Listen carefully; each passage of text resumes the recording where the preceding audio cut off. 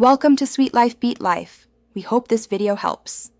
You start by confirming admin rights and an up-to-date backup. This prevents accidental loss. Once done, open the analyzer and pick the drive or folder you want analyzed. Make sure to include hidden files if you suspect system junk.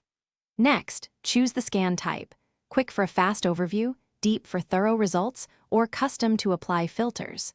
You'll see progress indicators. Watch for large folders to appear early so you can prioritize what to inspect first. You now analyze results visually and with filters to understand where space is used. Once you load the tree map or detailed list, sort by size, type, or last modified date to isolate heavy consumers. Make sure to enable duplicate detection and age filters. This helps separate long-forgotten files from active data. As you go, tag items for archive, move, or deletion, and add notes for anything you're unsure about. This prevents accidental removals when you batch actions later.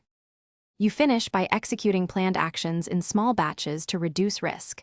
Delete safely or move files to an archive location you control.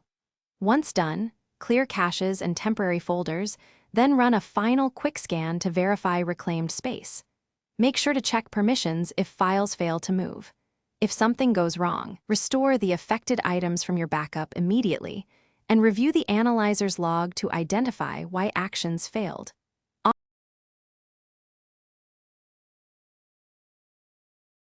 Thanks for watching. Consider subscribing if we helped you.